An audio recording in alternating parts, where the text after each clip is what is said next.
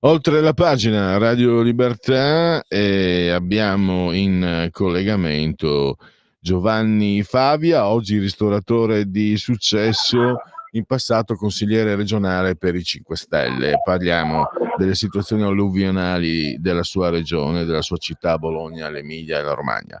Intanto bentornato ai nostri microfoni, eravamo Radio Padania l'ultima volta che ci siamo sentiti, comunque siamo sempre noi e lui è sempre lui. Benvenuto Giovanni Favia. Buongiorno a tutti, sono sul posto di lavoro, quindi sentirete un po' di confusione in sottofondo. Beh, è come dire, il nostro tessuto connettivo, il nostro DNA è il lavoro. Allora, Esatto. Fabio, io tra l'altro mi devo correggere, avevo sbagliato, avevo messo 2005-2010, ma lei dal 2010 al 2015 ha anche documentato con un comunicato stampa, è intervenuto più volte, addirittura è intervenuto anche presso la procura per denunciare, per chiedere interventi necessari per evitare i disastri che anche li abbiamo visti un anno fa, li abbiamo visti adesso. Diciamo che si poteva prevedere, ma non è stato fatto. Allora facciamo un po' un riassunto di quello che lei denunciava ormai non dal 2005 ma dal 2010, sono già 14 anni fa, e non è stato fatto nulla, come si vede purtroppo per voi cittadini dell'Emilia. Ti vengo incontro, hai detto 2005, andiamo al 2005. Nel 2005 c'è un piano stralcio dell'autorità di bacino, dove un ingegnere molto bravo, che avremmo anche speso poco, stranamente, perché adesso si fanno grandi consulenze, grandi strutture, un ingegnere da solo si è fatto nella zona est di Bologna, comune per comune, tutti i torrenti. E ha fatto una relazione, un piano stralcio, dove spiega tutte le criticità e dove dice anche cosa bisogna fare e con che priorità intervenire. In particolare parlava del torrente Zena, che è a est di Bologna, che ha fatto un disastro incredibile, anche la zona dove purtroppo è morto quel giovane ragazzo, che non doveva morire così. Ecco, non è stato fatto nulla di quello che c'è scritto in quel piano, era il 2005. Ora, tu sai che è venuta una forte piena a Parma, il torrente Parma, ma non è successo niente perché c'era il vaso d'espansione. Quindi quando si dice prevedibile, non prevedibile, ma è chiaro che abbiamo delle strutture deputate a lavorare su degli scenari di inondazione, siamo una terra soggetta. Devi fare i compiti però, e i compiti i nostri amministratori non li hanno fatti, perché fare una cassa d'espansione porta meno voti piuttosto che inaugurare una bella pista ciclabile con l'asfalto rosso come piace fare adesso. Insomma, non lavori sul tuo elettorato e fai cose che non si vedono dentro le città, quindi le hanno trascurate perché sono politici che ragionano a 4-5 anni alle prossime elezioni, non pensano al bene della comunità. Questo è il problema, c'erano i soldi, c'erano le competenze, c'era tutto per evitare i disastri che stanno capitando adesso. E poi fammi dire una cosa, adesso se la si prende con i cittadini che chiedono la pulizia dei tombini o la pulizia dei fiumi, e i competenti vengono a dirci che sono degli ignoranti perché non capiscono niente, di questi sono eventi straordinari, che con i tombini non si fa niente. Sì, ma la pulizia, andiamo sui torrenti con i loro affluenti, in tutto il nostro bacino idrografico, se tu non la fai crei una situazione esplosiva. Mi spiego. Vengono giù dalla montagna, negli anni quei torrenti spariscono, il letto si restringe, l'albero si alza e non ci sono più.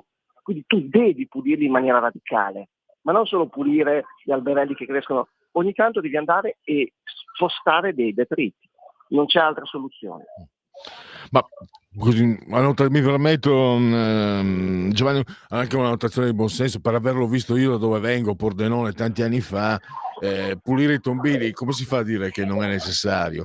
Io mi ricordo la giunta era leghista monocolore agli inizi, evento alluvionale si allaga tutto. Scoprono che i tombini non erano stati puliti, puliscono i tombini e per un po' di anni non ci sono stati questi problemi. Ma c'è un altro punto dove tu smascheri queste protestuosità, perché tu hai detto non è arrivato, proprio uso le tue parole, non è arrivato l'uragano Katrina, perché hai fatto questo esempio: 162 centimetri di pioggia in 24 ore sui colli bolognesi, nel 2011 a Rimini ne cadono 90 in mezz'ora. Quindi è un problema che è esploso in questi anni come conseguenza di quello che non è stato fatto per anni. Tra l'altro io francamente non mi ricordo che prima di questi ultimi anni l'Emilia e la Romagna fossero passassero le cronache per questi disastri. Poi correggimi tu che sei bolognese, anche se sei giovane comunque avrai la, la decadenza del personale politico. Ci sono le foto di come i torrenti erano prima e come non li gestiscono adesso. Guarda, questa è una tragedia annunciata 3 giorni prima sotto la regione. Un comitato della Val di Zena è andato proprio a dire che sarebbe arrivato il disastro. Cioè era tutto annunciato, qui non c'entra niente il cambiamento climatico. E ti dico di più, mentono anche quando dicono che sono precipitazioni che non sono mai avvenute. Il record, se prendiamo solo la zona del Ravone, è del 1928, che avevamo già gli strumenti per misurare quanta pioggia cadeva. Quindi inventano anche delle balle, vanno in TV a dire delle balle, coprendosi dal fatto che sono climatologi, scienziati, ma quando un tecnico viene invaso dall'ideologia diventa un pericolo, perché poi la politica non può neanche rispondere, perché oggi c'è questa cosa che diciamo io sono uno scienziato, no? Ma quando il mondo della scienza viene pervaso dall'ideologia diventa pericoloso. Tra l'altro c'è anche tu prendi anche il sindaco Matteo Lepore, quello dei 30 all'ora, dice è da 15 anni che siede in giunta a Bologna e non è possibile che abbia ignorato le informazioni provenienti dalle strutture tecniche sulla pericolosità del torrente Ravone. Quindi anche questo aggiunge motivazioni, aggiunge informazioni su come sia arrivato quel disastro, direi. Assolutamente sì. E poi ti dico un'altra cosa, ne approfitto per dire cose che si sentono meno in giro. Dovremmo iniziare ad assumere meno climatologi e più geologi. C'è questa tendenza negli ultimi 10 anni, fanno dei bandi per assumere climatologi nelle strutture della pubblica amministrazione. Noi oggi mancano ingegneri idraulici e geologi, perché i climatologi che abbiamo avuto qua, che lavorano per gli enti regionali, hanno sbagliato completamente tutti i modelli. Su questo Lepore ha ragione quando dice non ce l'aspettavamo, ma queste persone che lavorano e fanno del catastrofismo la loro narrazione, quando poi li metti a lavorare negli uffici non sono neanche in grado di fare quello che dicono di saper fare. Poi il pomeriggio era già chiaro che sarebbe esondato tutto, parliamo di un sindaco di un comune che non ha portato nemmeno i sacchi di sabbia alla gente. Abbiamo adesso i ragazzi che stanno spalando il fango, ma dove sono le strutture pubbliche a pulire le strade? Ma dobbiamo farlo noi? Con i bilanci che hanno questi qua, tutte le migliaia di dipendenti che hanno. Mio fratello doveva andare a un impegno di lavoro, tutte le strade sono ancora bloccate, ha trovato un parcheggio un po' all'ultimo, era una riunione importante, c'erano schiere di ausiliari del traffico a fare le sanzioni alle macchine in questa situazione. Ma io dico, sono comunque di società che in parte sono pubbliche, ma mettili a disposizione dell'emergenza. Non dico spalare il fango, che sai, poi dopo possono ribellarsi a livello sindacale, ma quantomeno a dare indicazioni, a dare dei supporti alle persone. Giovanni, abbiamo perso tutto, capisci? Un po' come coesione, come sì. E tu conosci da dentro, no? E ti sei anche opposto. Sai cosa personalmente mi lascia interdetto? Che sia già successo recentemente, 2 anni fa, era un anno fa, e non sia stato fatto nulla, no? Già ho capito, non hanno fatto le casse d'espansione perché non porta voti, non hanno pulito i tombini perché non porta voti, va bene, ma quando succede il disastro, perché non sono intervenuti? E guarda, voglio fare il giro completo. Dopo la giunta monocolore leghista arrivò una giunta del PD. Purtroppo accade un'alluvione, Pordenone andò sott'acqua, il sindaco del PD Bolzonello si chiama, ancora vivo, intervenne e risolse negli anni successivi il problema, per dire che anche un sindaco del PD, voglio dire, perché sennò noi siamo leghisti, però anche un sindaco del PD, quando vede la sua città andare sott'acqua, interviene. Perché lì no? Com'è possibile? È una cosa che non... perché sono la stessa parte politica, poi tutto sommato. Perché a Pordenone il sindaco del PD interviene e invece in Emilia, l'Epore, quelli che c'erano prima di lui, non hanno fatto nulla in questi 2 anni, quando il disastro lo abbiamo visto tutti? È quello che proprio non capisco. Abbiamo un sindaco in una città in cui non si riusciva a far rispettare i limiti normali, i 70, i 50, eccetera, che si è inventato un limite draconiano su tutta la città dei 30. Secondo te è una persona su cui possiamo fare affidamento? Con tutta la retorica della sicurezza, no? La sicurezza stradale, eccetera, difendere le persone. E poi, quando c'era un vero pericolo, dov'era? Però sai cosa? Che poi comunque sono i cittadini che scelgono, non si accorgono i cittadini, perché devo dire, non voglio fare pubblicità al PD. Sergio Bolzonello era una persona che comunque si presentava con la sua autorevolezza e la sua credibilità, e quindi anche per questo poi l'hanno scelto. Bisogna accettare l'avvicendamento, poi è tornata la Lega, la centrodestra, insomma la democrazia è fatta di alternanza. Possibile che a Bologna non si siano accorti di avere a che fare con personaggi come questi? Perché ripeto, è allucinante. Cioè, di solito quando ti succede qualcosa la prima cosa intervieni per rimediare. E non hai detto bene tu, quando uno incentra completamente la sua attività politica sui limiti del 30 all'ora, la dice lunga. Questo è vero, però sembra possibile che non se ne siano accorti i cittadini che lo hanno votato. Ma sai, oggi sono organizzati anche a livello social. Io dico che se non ci fossero i social oggi l'avrebbero già fatto dimettere l'Etore.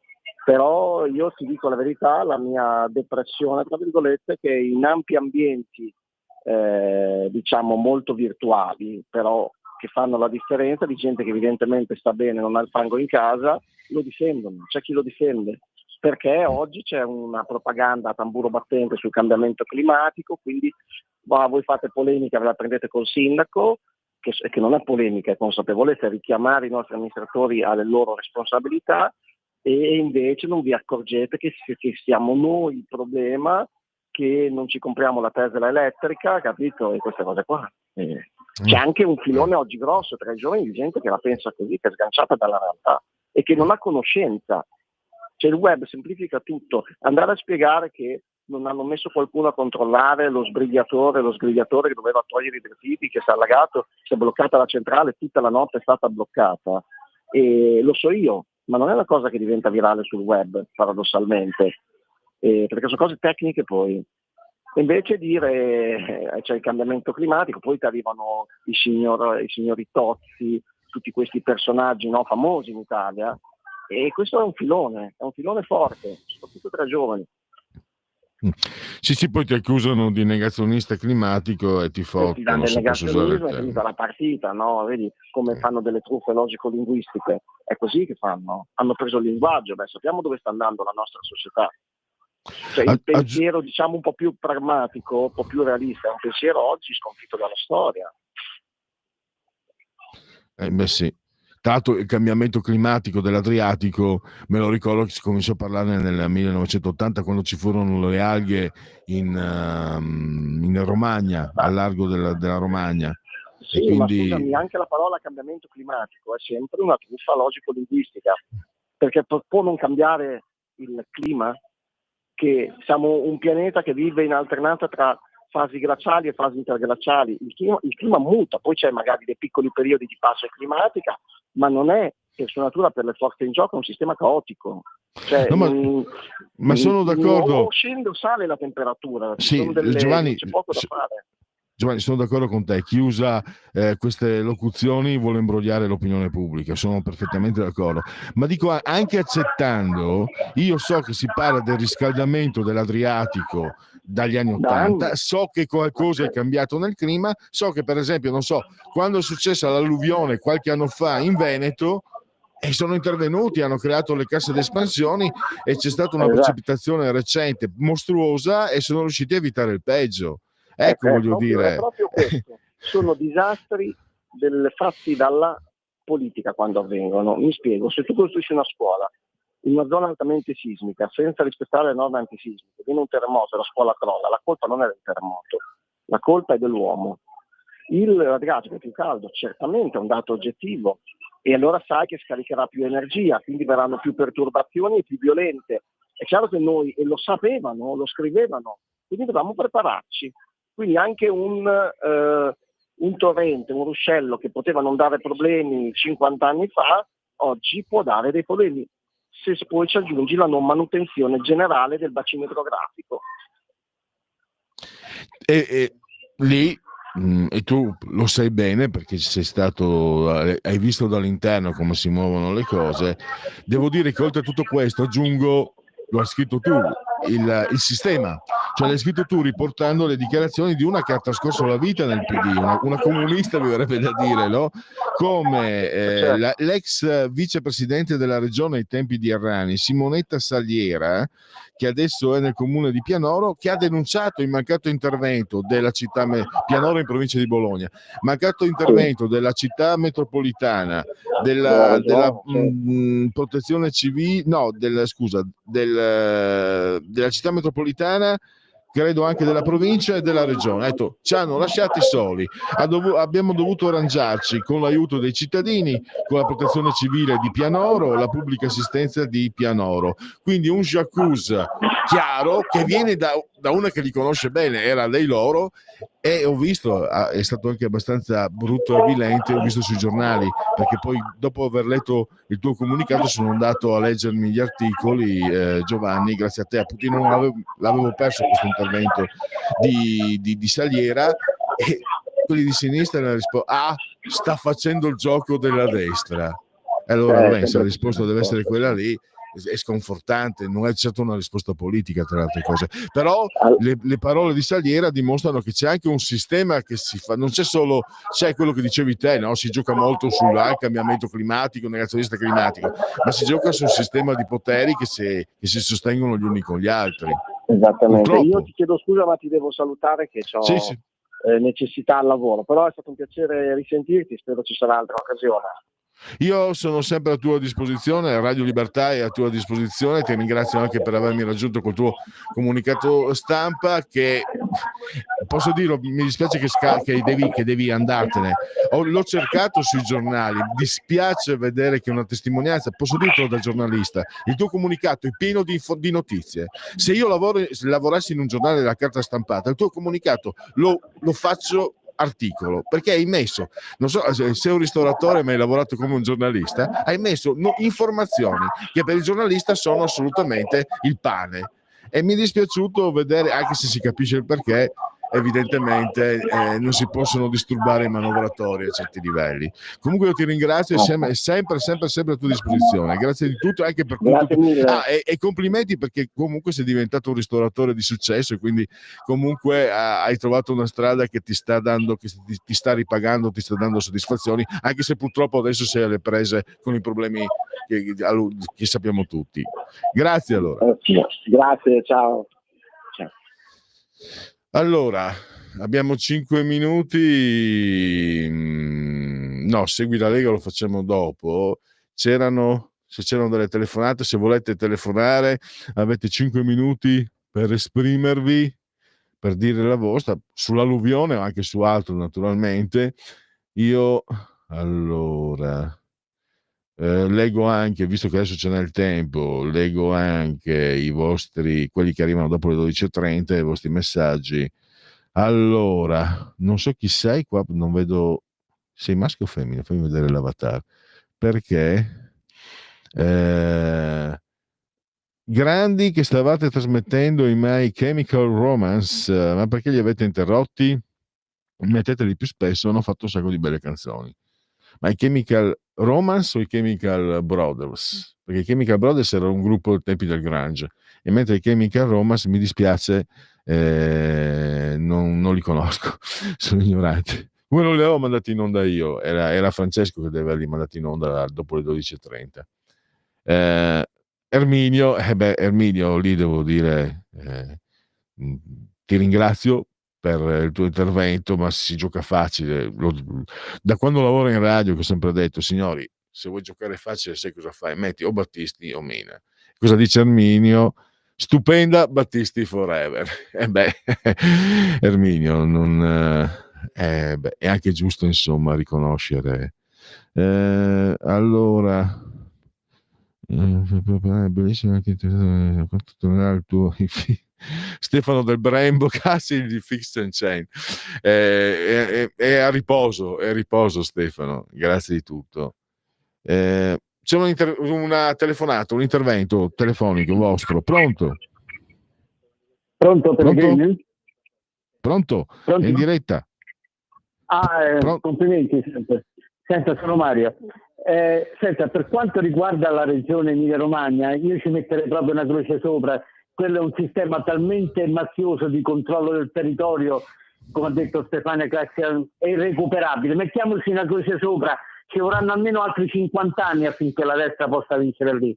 Quindi, anche se loro avranno 3.000 alluvioni, affonderanno magari nel Mediterraneo, però sono sempre comunisti, noi votiamo per il partito comunista, è vero, siamo per generazioni dei trogloditi praticamente. Vabbè, non me ne frega niente dell'Emilia Romagna.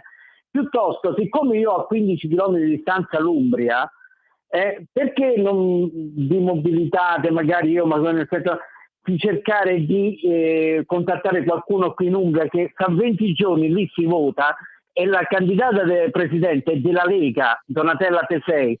Ci avete qualche riferimento umbro, qualche programma, qualcuno che sta sul territorio?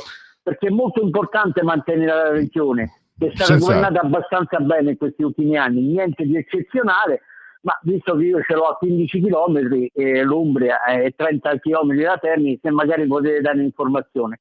Mi faccia il favore, Pellegrini, dell'Emilia Romagna non ne parli proprio più. Arrivederla, grazie. No, io dell'Emilia Romagna parlo perché quando la cronaca lo richiede. Ringrazio Mario che ha ricordato le dichiarazioni di Stefania Craxi, che mi ero scordato e sarebbero state anche utili durante l'intervista. Ahimè, mi sono scordato. Sapete, è stata aggredita Stefania Craxi perché ha detto il metodo di controllo che la sinistra esercita in Emilia, mi sembra che in Toscana è come quello, è analogo a quello delle organizzazioni malavitose nel sud Italia. Mario, mi dispiace, ma io amo Bologna in una maniera particolare, ho grande amore per Bologna, spero che non vada mai più sott'acqua. Avevo anche amici a Bologna, una carissima amica che non c'è più a Bologna, e poi io devo fare il mio mestiere. Se Bologna, l'Emilia Romagna succedono questi fatti, e hai ragione naturalmente sull'Umbria, assolutamente.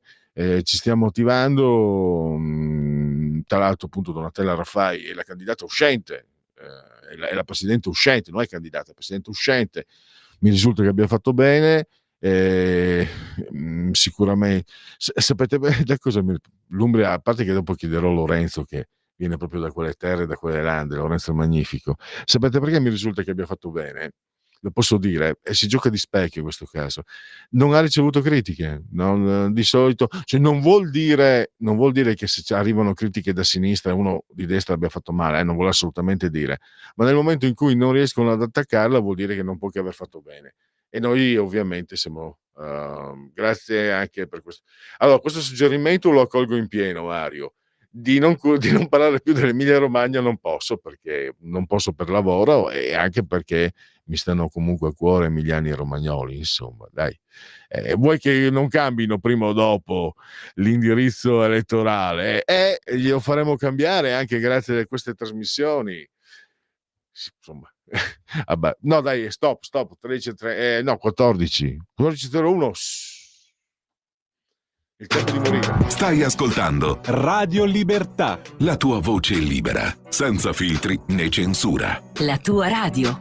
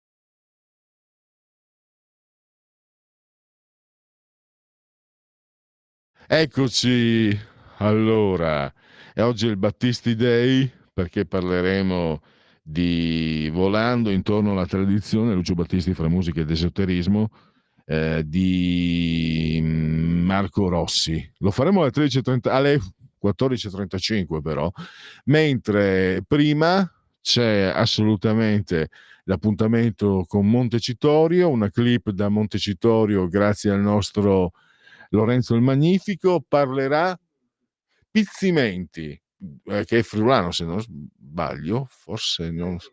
C'era un parlamentare friulano, isontino se non sbaglio. Comunque parla Pizzimenti per la Lega e noi ci risentiamo tra credo 7 minuti. 7 minuti e poi riprenderemo. C'è il Segui la Lega e poi alle 14:35 è il momento di Lucio Battisti. Buon proseguimento, state lì. Qui Parlamento.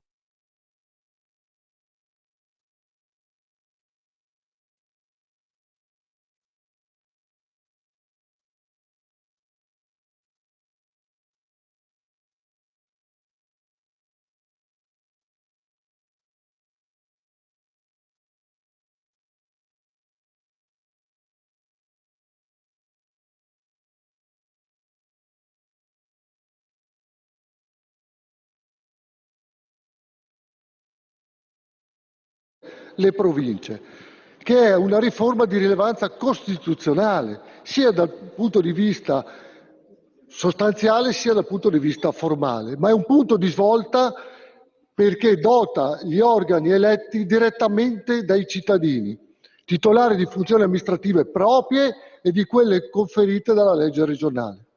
Ma mira soprattutto a ristabilire un equilibrio fondamentale tra le regioni e i comuni, restituendo alle province quel ruolo essenziale di raccordo che per troppo tempo è stato compromesso dalle scelte errate del passato. E quali sono state queste scelte?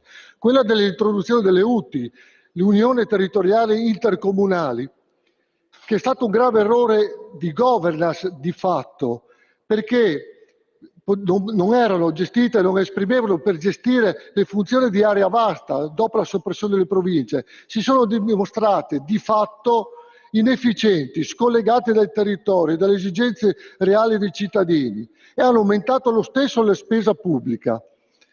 Invece hanno anche frammentato, indebolito il tessuto amministrativo locale, appesantendo l'attività ordinaria della regione e frustrazioni tra i cittadini e le amministrazioni locali che non davano risposta a quelle che erano le esigenze del territorio. Questa struttura, priva di una legittimazione democratica diretta, ha finito per creare distanze tra i centri decisionali e le comunità, dimostrando la sua incapacità di rispondere ai bisogni concreti del territorio. In questo contesto l'amministrazione guidata dal presidente Massimiliano Fedriga, col sostegno determinante della Lega, ha saputo agire con decisione e visione.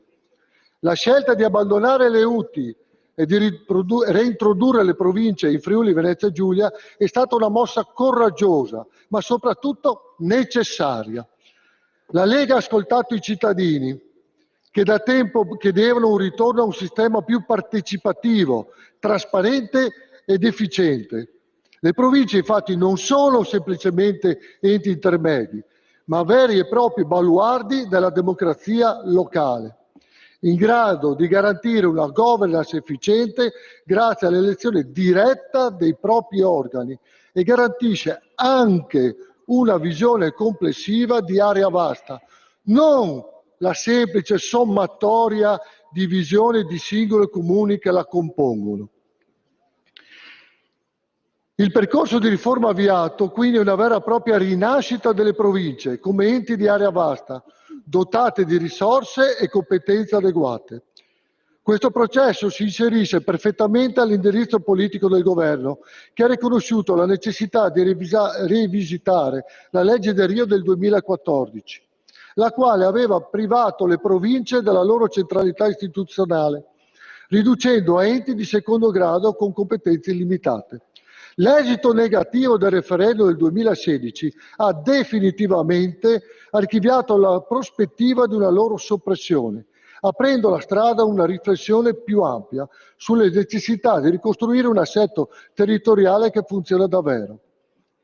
Esigenza espressa da diverse forze politiche con proposte di legge presentate sia dai gruppi di maggioranza sia di opposizione. E a livello regionale ricordo che al calcio e al Consiglio delle autonomie locali la reintroduzione è passata all'unanimità con solo 2 astensioni. Quindi non è stato un atto solo simbolico, ma una scelta concreta per garantire una gestione più efficace di democrazia sui territori.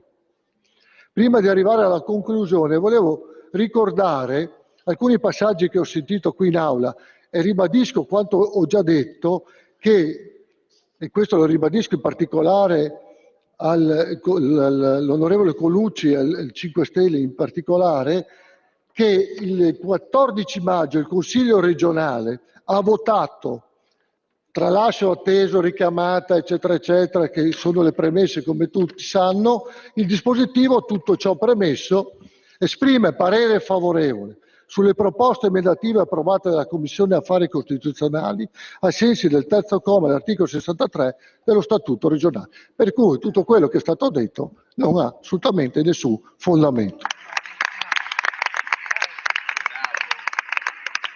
Ricordo inoltre che più volte è stata citata la delibera della Cassazione che ha cassato quanto riguarda la Sicilia, che aveva proposto anche, il Consiglio regionale aveva proposto la modifica la reintroduzione delle province, ma l'aveva reintrodotto con legge ordinaria, e quindi non poteva reintrodurle. Quindi la Regione Friuli Venezia Giulia giustamente ha intrapreso la strada della variazione dello statuto che ha valenza costituzionale, per cui quello che stiamo facendo è perfettamente in linea di quanto previsto sia dalla legge costituzionale sia dalla legge statutaria della Regione Friuli Venezia Giulia. Quindi vado a concludere. Le riforme delle province sostenute con forza dall'amministrazione Fedriga e dalla Lega rappresenta una risposta concreta alle inefficienze generate dalle UTI è un passo fondamentale verso il rafforzamento dell'autonomia locale. Il Friuli Venezia Giulia si pone quindi come modello virtuoso di buona amministrazione, capace di ascoltare il territorio e di agire per il bene comune. Chiudo veramente dicendo ed è giusto che in questa riforma e in questo momento non vengano messe all'interno della legge costituzionale che andiamo a approvare le funzioni che vengono attribuite alle province, perché sennò avrebbero modifiche di rango costituzionale. Se dovessimo aggiungere o modificare queste funzioni sarebbe da ritornare di volta in volta a livello parlamentare con la doppia approvazione, per cui diventerebbe un iter molto più complesso, molto più complicato, molto più lungo, ed è giusto che vengano invece dedicate le funzioni da parte della regione alle province per quelle che sono le necessità del territorio e dei comuni. Grazie. Grazie a lei.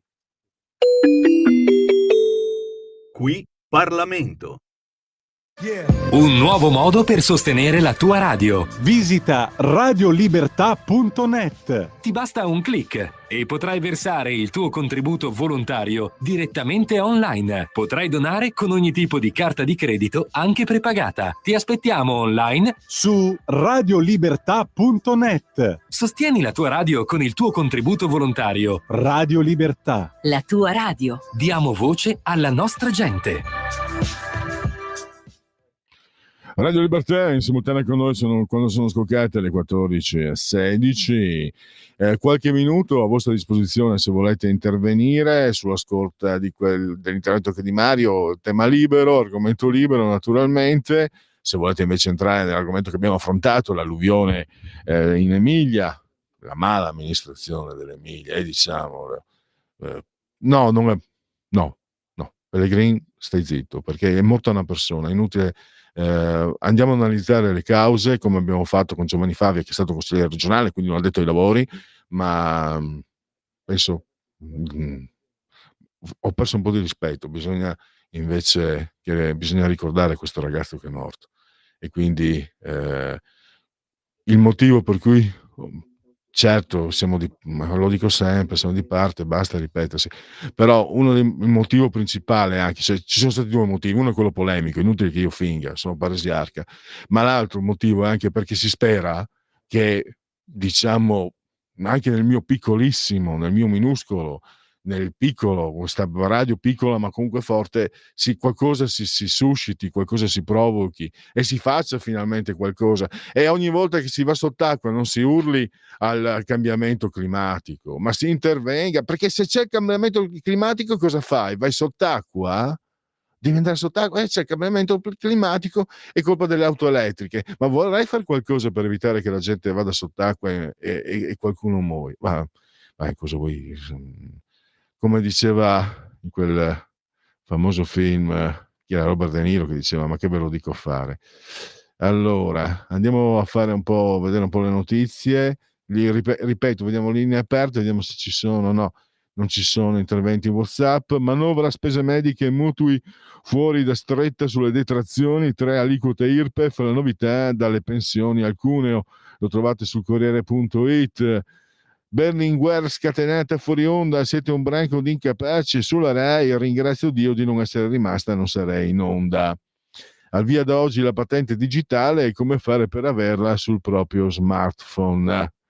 Un nuovo caso Boccia, le anticipazioni di Report, Ranucci, Giuli, meglio che guardi la partita. C'è Juventus, c'è Inter Juventus, mamma mia. Allora, io vado sempre in fibrillazione. Sei allo stadio tu?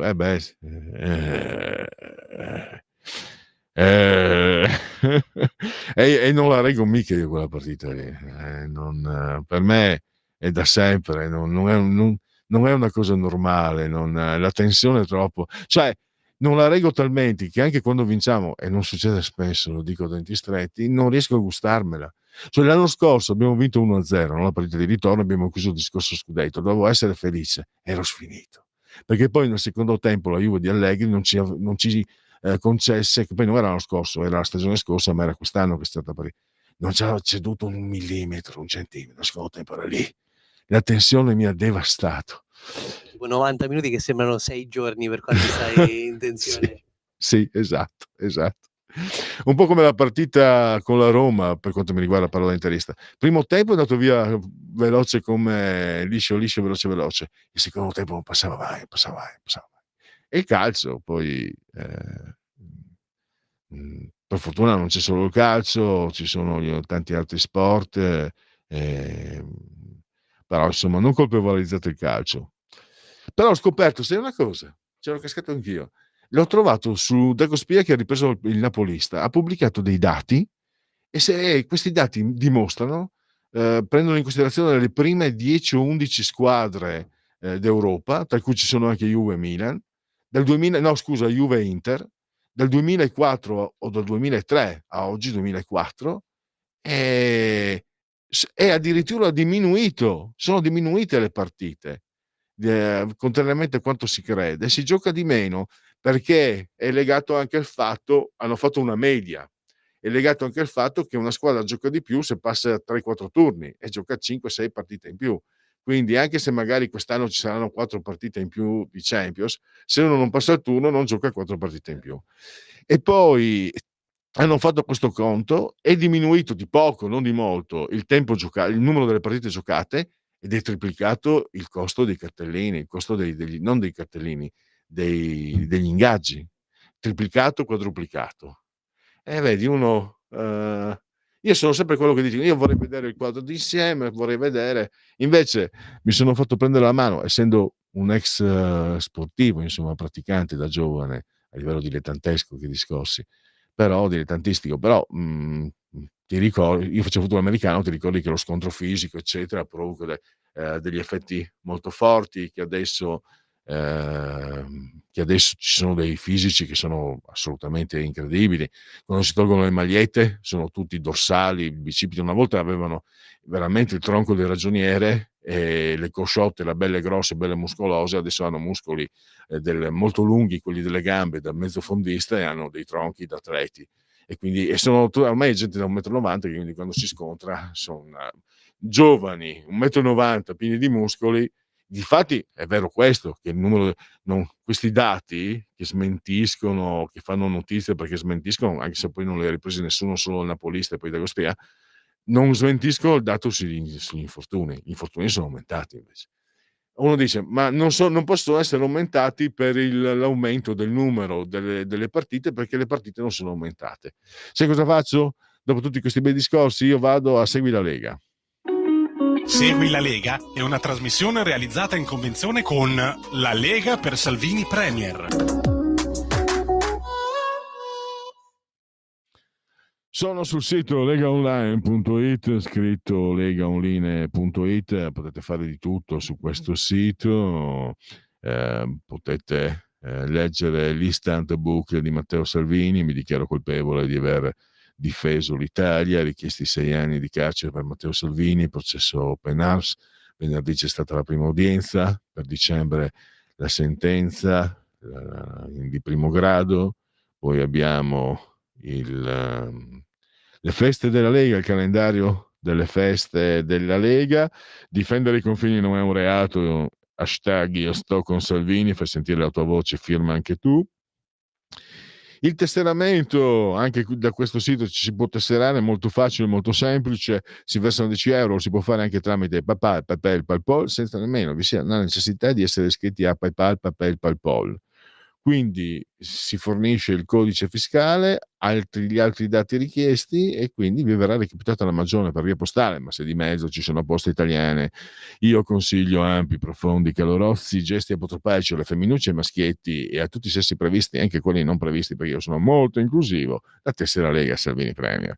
E poi il momento di autodeterminazione civica, soldi nostri, lo Stato vorrebbe tenerseli lui, noi però possiamo indicargli la direzione di spesa, questo è una redazionale della Lega, quindi noi diamo il D43 che è l'indicazione affinché questi soldi arrivino alla Lega. 2 per 1000, D43, una scelta libera a difesa dell'Italia in Europa, il tuo sostegno vale il 2 per 1000, non ti costa nulla, nella tua dichiarazione dei redditi scrivi D43, il D è di Domodossola, il 4 è il voto in matematica, il 3 è il numero perfetto. E poi ecco qua, abbiamo l'apparizione di loro, gli eroi della Lega, i suoi uomini, i suoi esponenti politici. Andiamo a oggi, fatemi vedere, no. Questa sera alle 20:30 una voce storica, è stata per anni una voce storica di Radio Padania, il presidente dei senatori leghisti a Palazzo Madama Massimiliano Romeo, a Rete 4 di sera alle 20:30. Il suo omologo a Montecitorio, il presidente dei parlamentari leghisti Riccardo Molinari, domani invece, in ora che per chi vi parla è antelucana, nel cuore della notte, alle 8 del mattino ad Agorà, Rai 3. Sempre giovedì, cioè sempre domani, il segretario della Lega Romagna, Jacopo Morrone, a Rai News 24 alle ore 10. Sempre un po', diamo un'ora lievemente antelucana.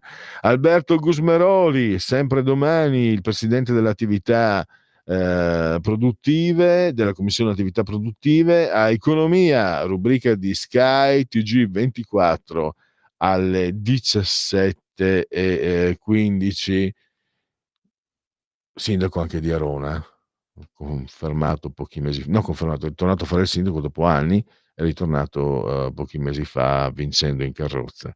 Venerdì invece il sottosegretario all'economia Federico Freni a Omnibus la 7, anche qui siamo in ora antelucana nel cuore della notte, alle 9:15, Omnibus la 7 alle 9:15 Federico Freni. E direi che per quanto riguarda Segui la Lega, sa suffì, direi, possiamo chiudere qui. Non c'è la sigla? Ero convinto che ci fosse, ma pensa, se ne impara sempre una. Allora, c'è la sigla, qui Parlamento c'è la sigla, e ho fatto una crasi professionale. Allora, andiamo a vedere Dagospia. Aspetta, no, l'ANSA in chiaro.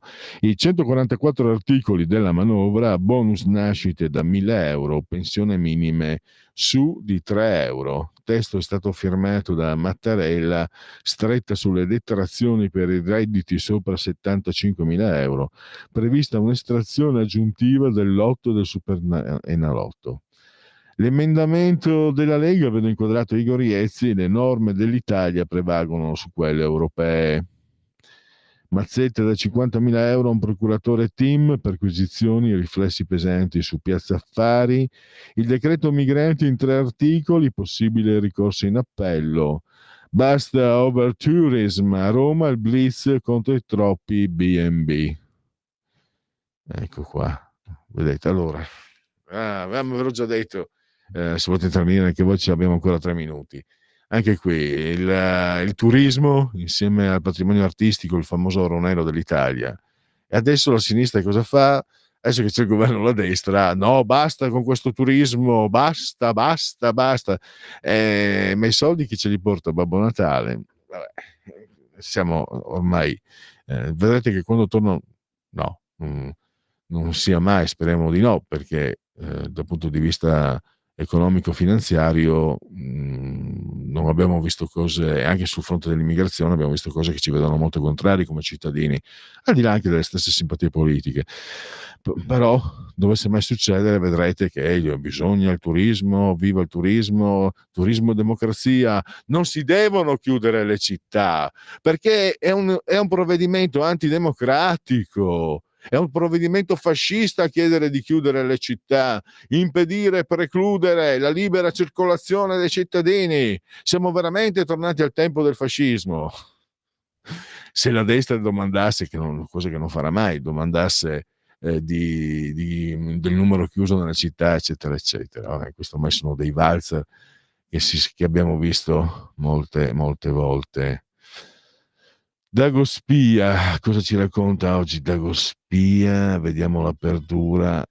Abbiamo quel provolone affumicato di Andrea Gianbruno, sarà ospite alla prima puntata della nuova stagione di Belve, condotto da Francesca Fagnani. Addio Telecabul. A Rai 3 arriva Beatrice Venezzi, cara al governo Duccioni. Diletta Liotta, telecomandata alla talpa come Ambra Angiolini. Chi è il cantante alla festa di compleanno di un nome di spicco del centrodestra? Ha annunciato: mi vedrete a Sanremo. La giornalista è la vecchia trasmissione di cui non vuol sentir parlare. Allora, l'Italia discrimina le famiglie con la legge sulla maternità surrogata. Il Dipartimento di Stato americano tira all'orecchia la Meloni dopo che la pratica è stata dichiarata reato universale. Siamo preoccupati per ciò che accadrà ai cittadini statunitensi in Italia, nati attraverso accordi di maternità surrogata. Questa legge si tradurrà in una minore protezione legale per alcune famiglie rispetto ad altre, un punto che rischia di far deragliare i rapporti tra la Ducetta e Washington se vince Kamala Harris.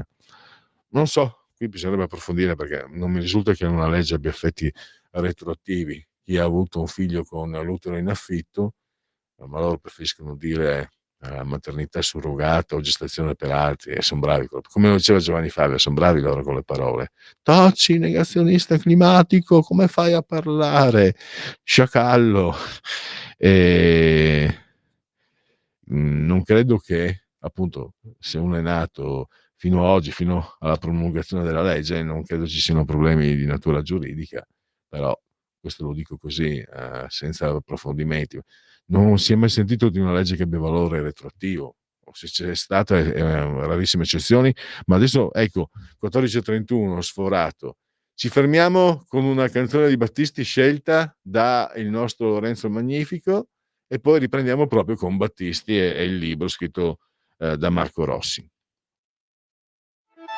Stai ascoltando Radio Libertà, la tua voce libera, senza filtri né censure, la tua radio.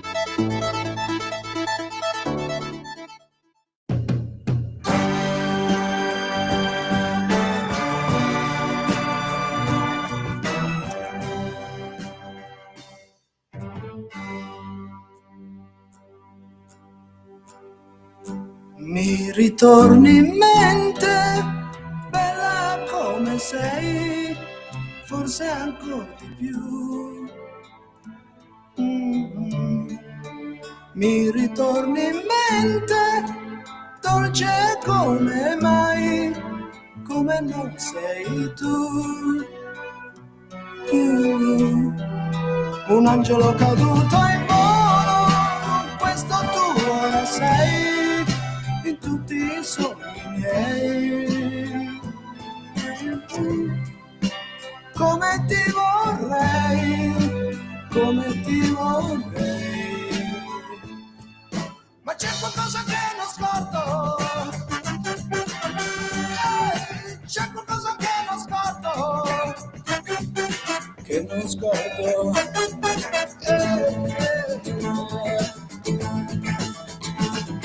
Quella sera ballavi insieme a me e ti stringevi a me.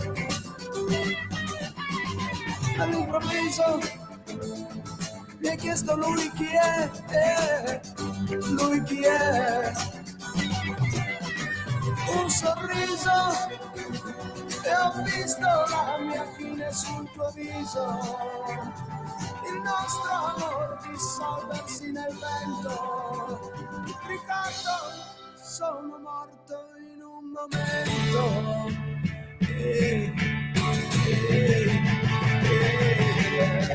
Mi ritorni in mente, bella come sei, forse ancora di più.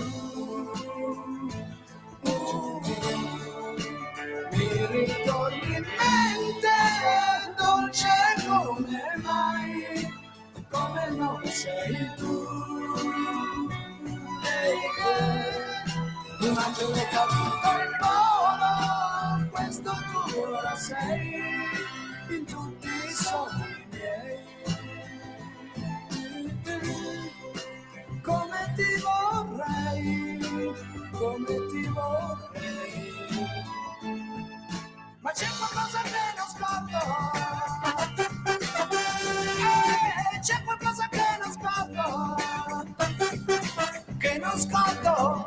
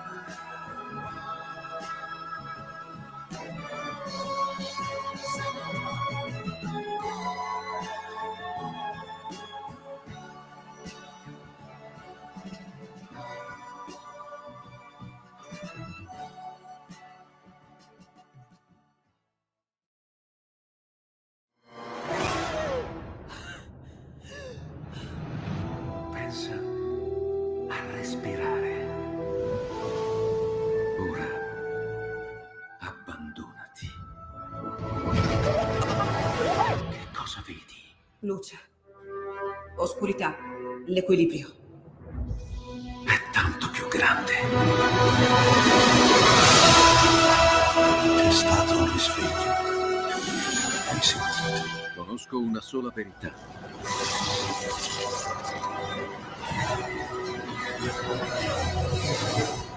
Movie Time ti fa entrare nel vivo del cinema, ti fa sentire come se fossi tu il protagonista del grande schermo.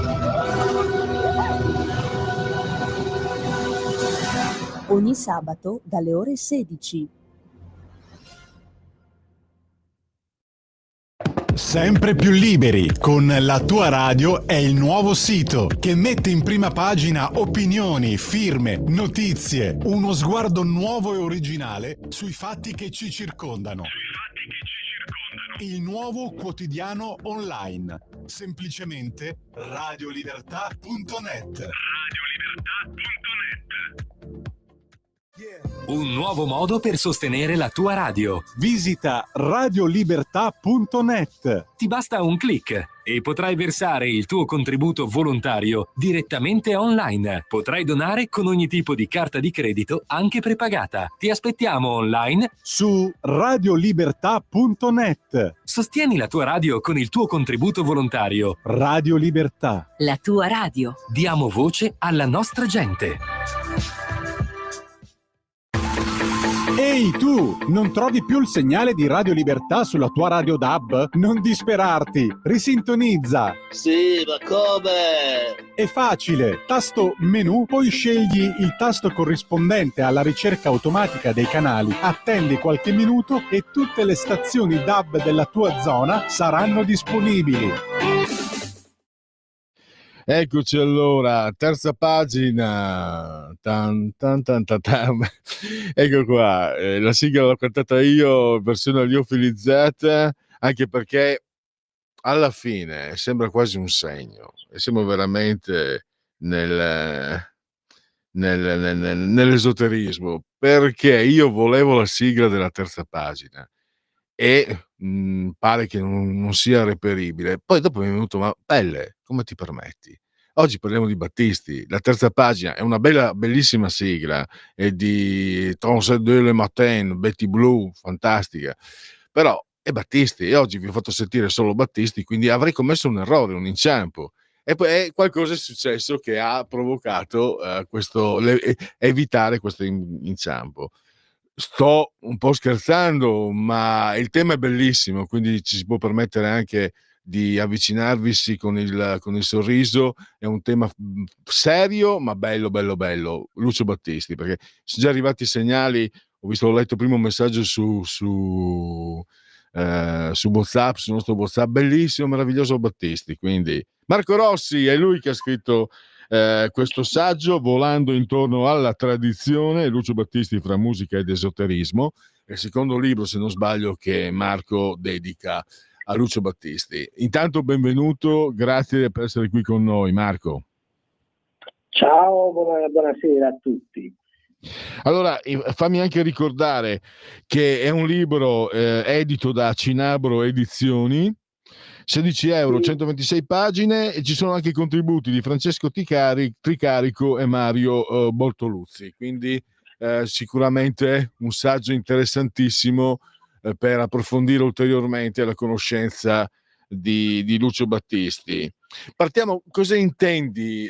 Tu hai scritto anche dei saggi su Ezra Pound, se non sbaglio.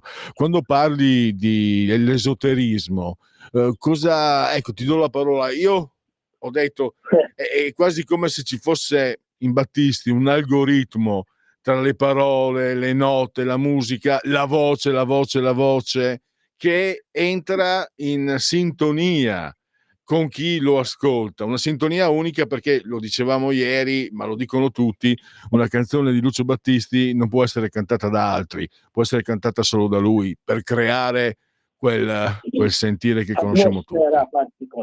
Quell'atmosfera particolare, sì. Però io tanto volevo dire che più che su Ezra Pound io mi sono occupato in maniera, diciamo, scientifica, storica, sulla storia dell'esoterismo, della cultura esoterica italiana e europea, quindi Linus Evola, Massimo Scaligero, Rudolf Steiner, René Guénon. Ho lavorato su questo anche sotto il professor Renzo De Felice, su storia contemporanea. Insomma, io mi sono formato in quella situazione lì, con quegli argomenti lì. Battisti è venuto perché in realtà Battisti c'era prima, cioè io quando ero giovane, sono del 57, sono cresciuto a 14, 15, 16 anni, ho imparato la chitarra sulle canzoni di Battisti, come penso moltissimi italiani. Per quei tempi è stata una presenza straordinaria, rivoluzionaria, e quindi niente, questo faceva parte del mio vissuto. Poi, avendo sia a livello universitario che nei lavori che ho fatto approfondito il discorso della cultura esoterica, mi sono reso conto che elementi forti di cultura tradizionale così come viene intesa in maniera scientifica, e anche qualche aspetto di esoterismo, io le ho ritrovate su dei testi di Battisti Mogol. Ora, è vero che Battisti non scriveva i testi, Battisti scriveva la musica, che è il forte, il grande di una canzone, perché un testo può essere una bellissima poesia o quello che ti pare, però se non c'è una musica che lo trasporta diventa un'altra cosa, no? Però è vero anche che Battisti e Mogol sono stati per 15 anni una coppia fissa, sono stati anche la storia di un rapporto d'amicizia, che so che poi dopo col tempo si è guastata anche per motivi, diciamo così, finanziari, esistenziali, non lo so, ma Battisti e Mogol sono stati una coppia fissa per 15 anni, che erano quelli che praticamente hanno portato avanti un rinnovamento profondo della cultura musicale italiana, no? Quindi un testo fatto da un Mogol non è che a Battisti veniva imposto, era perché probabilmente lo vivevano insieme, lo esprimevano insieme, uno con la musica e quell'altro con le parole. Quindi, che se no uno potrebbe dire: ma te parli dei testi, ma i testi sono di Mogol, ma Battisti non è che era in una situazione che subiva in questo senso, era una produzione fatta da due amici, due grandi artisti che in quel momento hanno scritto queste cose. Quindi, Marco, scusami, ti interrompo. Prego. Non voglio togliere nulla al grande Giulio Rapetti, ci mancherebbe, che mai non è in arte, proprio Mogol l'ha messo nella carta d'identità. Sì. Però quando cade il sodalizio, Mogol non compone più canzoni che siano paragonabili, mentre la produzione di Battisti prende un indirizzo diverso, ma conferma, a mio avviso, la grandissima bravura anche tecnica e il grande valore come musicista in sé di Battisti, anche se si entra in un'altra dimensione. Mentre come per dire che quei testi lì, quelle parole lì nascono quando c'è la sintonia tra i due, altrimenti le parole... Ecco, sì, è proprio a questo modo il discorso. E quindi niente, io ho approfondito dopo che prima le ho vissute come tanti ragazzi italiani suonando la chitarra, poi dopo mi sono accorto che effettivamente nel percorso, soprattutto il percorso che va dal 1969-70 a tutti gli anni 70, 75-76, insieme a testi che sono anche bellissimi ma banali, come Mi ritorni in mente, Acqua azzurra, Acqua chiara, tutti questi successi che sappiamo, c'erano anche altre canzoni che parlavano un altro linguaggio, mettevano un altro messaggio. E questo proprio nel momento in cui in Italia, perché l'Italia della fine degli anni 60 e degli anni 70, gli anni 70 sono stati definiti gli anni di piombo, ricordiamocelo, il terrorismo,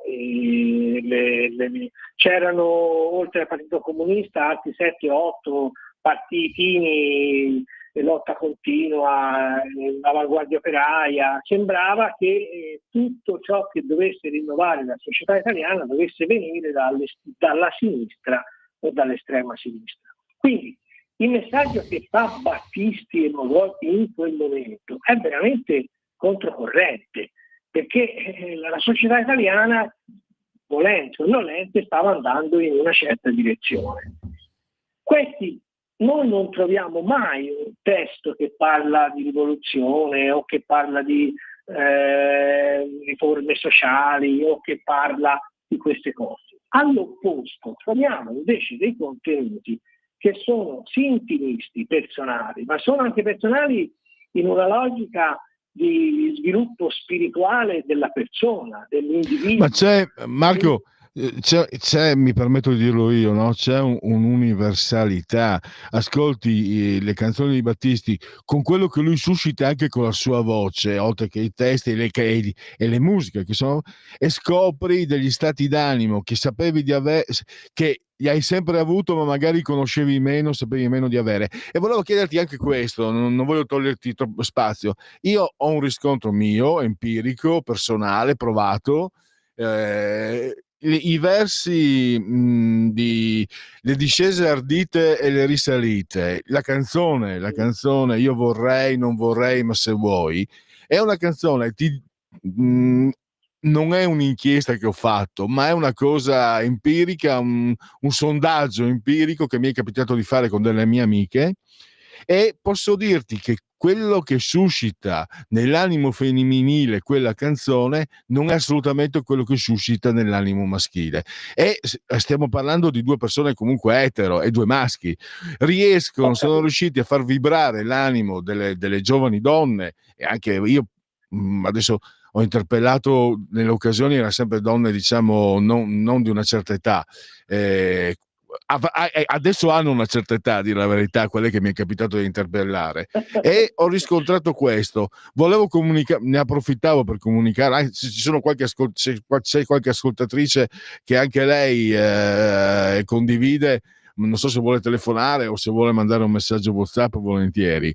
Volevo comunicare, condividere con te questa cosa che è anche un po' personale, ma che riguarda Battisti, e che io ho riscontrato. Comunque non è un mio giudizio, è qualcosa che ho riscontrato con amiche che ho conosciuto parlando di Battisti, soprattutto di questa canzone, Io vorrei, non vorrei, ma se vuoi. Ecco, io penso che di canzoni di codesto tipo in quell'epoca Battisti ce n'abbia parecchie, e che la musica possa avere delle valenze magiche, questo è vecchio come la storia dei riti religiosi dell'antichità, è inutile perdere delle parole, sono studi enormi su questo.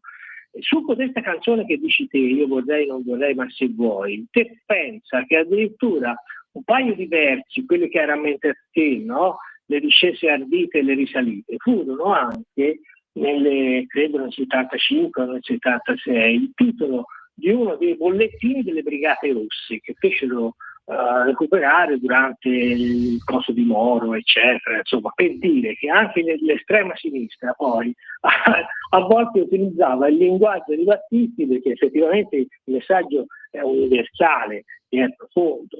Però per tornare a quello che dicevo prima, anche l'analisi di certe canzoni famosissime, alcune sono meno, ma alcune sono famosissime. Prendiamo Emozioni. Tutti hanno detto, no, Battisti è il musicista dell'emozione, il poeta dell'emozione. Bene, se si va a vedere, a analizzare bene il testo di Emozioni, che è bellissimo naturalmente, che fa parlare di questi stati d'animo di una persona in cui dentro di lui muore un mondo e sembra che voglia nascere qualche altra cosa, bene, noi non siamo assolutamente sicuri che chi parla una donna. Qui c'è qualcuno che ha delle esperienze che non sono emozioni. Infatti dice il testo, capire tu non puoi. Tu chiamale se vuoi emozioni, ma nel senso che dentro di te non c'è quel qualcosa che io vivo, per cui te dall'esterno puoi chiamarle emozioni. Quindi si dovrebbe concludere che da un punto di vista oggettivo emozioni non parla di emozioni, ma parla di qualche cos'altro. Perlomeno chi ha scritto quel testo voleva dire un'altra cosa. Poi è chiaro che una persona che non capisce dice, vabbè, te visto che non vivi queste cose le puoi chiamare emozioni, tu chiamale se vuoi emozioni, ma non è detto che lo siano. Ora, in questa strada si può prendere anche un'altra canzone, se ne potrebbe prendere parecchio, un'altra canzone che nel 1971 fatta per ora mi sfugge il nome, per Bruno Laussi, L'Aquila, ma che era di Battisti, e Battisti stesso l'ha cantata anche lui, 33 giri di canto libero. C'è una versione dell'Aquila di Battisti bellissima, molto più bella di quella che ha fatto Bruno Laussi, per i motivi che dicevi anche te, cioè Battisti è particolare, perché poi quando fa una canzone lui la arrangia, ci mette degli strumenti, ci crea delle atmosfere che magari altri cantanti non fanno. Beh, L'Aquila di che cosa parla? Parla di una persona, anche qui, che ha un percorso, una crisi, e che vede il mondo passargli avanti e non si rende conto nemmeno se vive o no, basta una macchina, perché questo mondo abbraccia da troppo tempo nessuno. E quando fa l'amore con la donna, questa volta c'è la donna, questo dice sì, io dovrei diventare come te, che ami solo me, ma come un'aquila può diventare aquilone, che sia legata oppure no, non sarà mai di cartone. Cioè qui c'è uno che è un'aquila, quell'altro è un aquilone. Cioè io non voglio, perché ora se no uno dice ma te tu vai nel razzismo, no, non ho assolutamente queste intenzioni, però queste sono parole che non sto inventando in questo momento. Molte volte le canzoni si cantano che sono belle, non si pensa al significato che questi due autori hanno voluto mettere. Come dire, io che vivo questa crisi e che non so nemmeno se è la mia, è una vita, perché ho bisogno di qualcosa di più che non puoi darmi tu. Questo qualcosa di più che non puoi darmi tu, che cos'è? Perché questo poi si collega a un mondo che non ci vuole più. Il mio canto libero sei tu. Oppure del nostro caro Angelo, dove si dice la fossa del leone è ancora realtà, uscirne è impossibile. Lo slogan è falsità. Le rughe hanno troppi secoli, truccarle non si può più. Allora, queste sono parole reali, vere, che ognuno può verificare se sente queste canzoni. Allora dico, posso dire, ma questa gente... Marco, ti interrompo, permettimi. Posso dire che una costante di molte canzoni di Battisti è qualcosa che c'è ma non si vede. Stavo pensando anche e penso a te. Chi ha provato emozioni sentimentali, quella canzone lì è significativa, e c'è qualcosa che c'è e non si vede. Purtroppo, fammelo dire tra il serio e il criceto, come si dice, purtroppo queste orecchie, Marco, hanno avuto modo di ascoltare, è stato scioccante. Carla Bruni ha cantato Penso a te, e io spero che non abbia avuto, se esiste un al di là, spero che non sia arrivato a Lucio Battisti, perché non si può fare così del male a un brano come Penso a te. Non si può fare del male alla musica, non si può fare del male così. Comunque, a parte la battuta, era quello che dicevo, c'è sempre qualcosa che c'è ma non si vede, ma non solo nei testi, che viene evocato anche con la modulazione. Io non sono un esperto, Marco, però anche la modulazione, quegli accenti, quelle assenze, quei falsetti che ogni tanto estrae Battisti, mi sembra che ti vogliano comunicare questo, di che c'è qualcosa che c'è ma tu non lo vedi e devi trovarlo. Esatto. Non so, prego. Sì, fa leva proprio su questo, sul fatto che queste canzoni evocano anche una dimensione altra, non vogliamo esagerare, però effettivamente nei dischi, oltre a queste aperture che dicevo, si trova anche una contrapposizione che per quei tempi era anche importante. Cioè noi troviamo che il mondo della città, dell'industrializzazione frenetica, è un mondo negativo, dove da artisti dell'epoca si potrebbe vedere tante canzoni, vive male, mentre il mondo che riporta a qualche cosa di più è il mondo della natura, o il mondo che c'era prima, rocce, un giorno case ricoperte di rose selvatiche, eccetera, eccetera, boschi abbandonati e per questo sopravvissuti vergini. Io sto ricordando a memoria, no? Ma nei dischi Il mio canto libero, il nostro caro Angelo, Anima Latina addirittura, si trovano queste evocazioni di un mondo che non c'è più e che in qualche modo raccoglieva il segreto della vita, quello che perlomeno lui è una vita diversa. Mentre il mondo dell'industrializzazione, dell'occidentalizzazione, parlo dei primi anni 70, è visto in maniera negativa. Addirittura c'è una canzone, il canto brasileiro, in cui si fa vedere un uomo che ha sposato una bellissima donna che fa la pubblicitaria, fa i cartelloni pubblicitari. Oggi si farebbero a livello più, diciamo, telematico, eccetera. E lui dice: te non puoi buttare via la tua vita facendo finta di essere una brava madre, di essere una casalinga tutto pepe, eccetera. Perché butti via la vita? Capirei se tu volessi un altro uomo. Ma che vita è questa? la vita della pubblicità e basta. Beh, oggi magari fanno a cazzotti per arrivare a mettere i figlioli o le figliole a fare la pubblicità. Lui la sente come un fatto contro natura.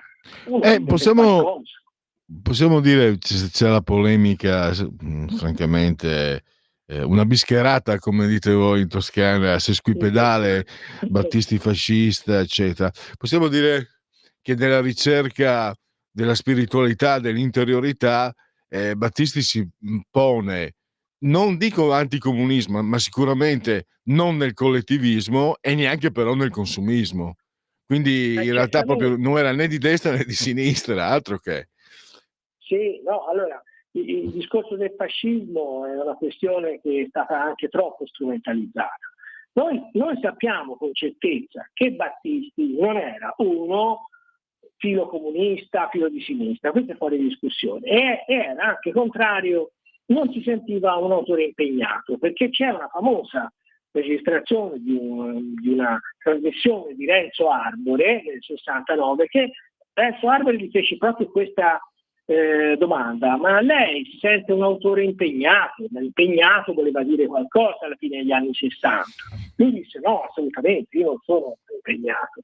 Cioè Battisti riporta un punto di vista che è individuale, universale, spirituale a vari livelli ovviamente, ma non si sente lui ovviamente di affermare che una rivoluzione politica di sinistra possa risolvere i problemi dell'anima dell'uomo. Su questo non ci piove.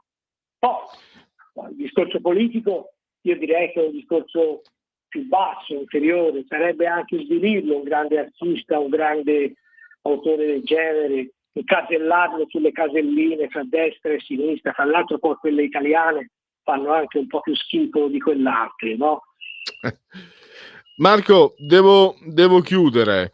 Io ricordo allora, volando intorno alla tradizione, Lucio Battisti fra musica ed esoterismo, di Marco Rossi, con i contributi di Francesco Tricherico e Mario Bortoluzzi, Cinabro Edizioni, 16 euro, 126 pagine. Marco, è stato veramente un grande piacere, un'occasione anche per approfondire ulteriormente un autore tanto amato, e spero che avremo ulteriori occasioni di ascoltarti. Intanto ti ringrazio davvero e a risentirci. Grazie a te e al pubblico, grazie a tutti. Andiamo in chiusura, allora Lorenzo nel momento più opportuno vi metterà io vorrei, non vorrei, ma se vuoi. Non mi resta che ringraziare Lorenzo il Magnifico e ringraziare tutti voi per aver scelto anche oggi questa trasmissione e Radio Libertà.